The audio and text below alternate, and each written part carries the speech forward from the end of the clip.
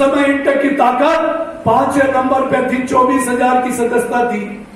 2011 से 2021 तक 10 साल में आप सबके सहयोग से राजस्थान के 33 जिलों में जाकर नौजवान लोगों को जोड़ा, असंगठित लोगों को जोड़ा, सरकारी विभागों को पे यूनियन को खड़ा किया और आज 9 लाख की सदस्यता से इंटेक राजस्थान में पहले नंबर पर। आज प्रताप सिंह की खास सुबह के सेशन में मुख्य अतिथि थे। गहलोत साहब ने शुभकामना संदेश भेजा, चीफ सेक्रेटरी साहब ने भेजा, अजय जी बागल साहब ने भेजा।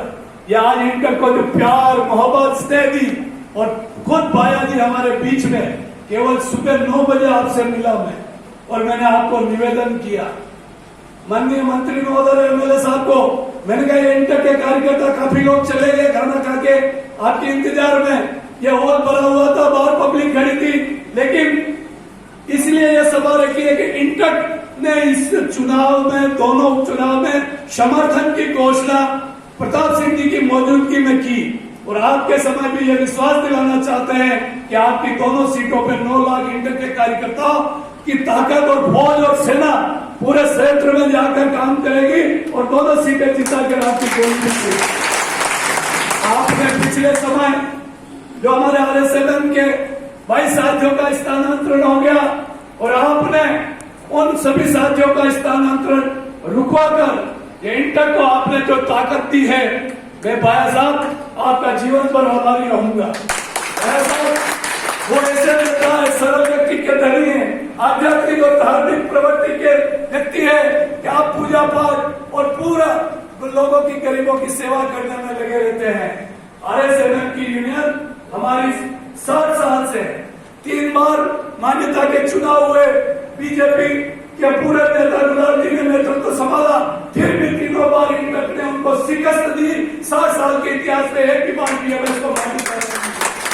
लेकिन पिछले समय में बीजेपी के सरकार ने पिछली खिड़की से उन्होंने घुसा के कुछ चंद इंटेक के चंद चर्चों को तोड़कर और बीएमएस बीजेपी के नेताओं ने सपोर्ट करके उनको हमारे संगठन को खोखला करने की कोशिश की।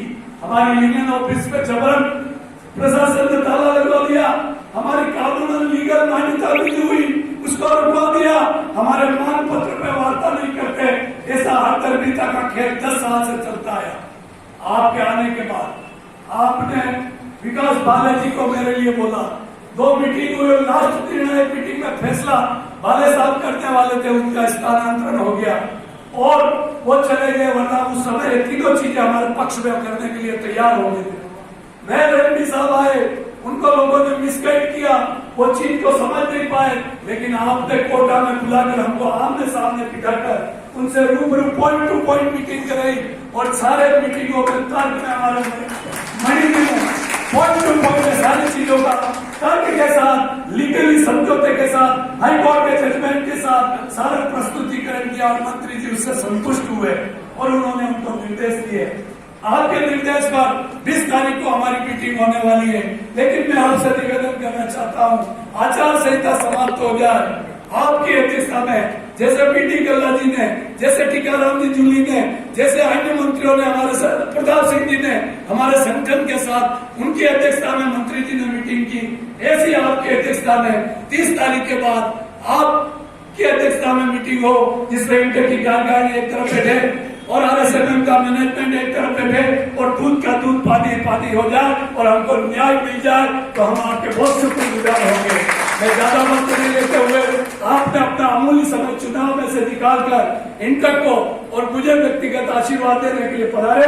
मैं आपको बहुत बहुत पुनः आभार और धन्यवाद देते हुए इन 4 पंक्तियों से अपनी वाणी को विराम दूंगा कि कौन कहता है कि आसमान की ऊंचाई कोई नाप नहीं सकता, एक उड़ान तोड़ के देखो यारो। कौन कहता है कि पाताल की कोई थाह ले नहीं सकता, एक गोता तो लगा कर देखो यारो। कौन कहता है कि पवन को कोई पकड़ नहीं सकता, एक प्रयास तो करके देखो यारो। और कौन कहता है कि नदियों के नीर को कोई मोड़ नहीं सकता, एक कोशिश तो करके देखो यारो। हौसले हो जिनके बुलंद, हौसले हो जिनके बुलंद, वो आंधी तूफान से नहीं रुकते, घोर अंधेरों में भी अपनी मंजिल पे पहुंच जाते हैं यारो। प्रमोद जैन भाया और पानाचंद जी मेघवाल जिसके हमदर्द हो, जिनकी मदद करने वाले हो, वो कोई भी मैनेजमेंट हो और कोई भी विभाग हो, उसके अधिकारी इन तक से आगे बढ़ने से नहीं रोक पाते हैं यारों, नहीं रोक पाते यारों। जय मजदूर, जय इंकाज, जय कांग्रेस, जय प्रभात जैन भाया जी की, जय पानाचंद जी भाई की।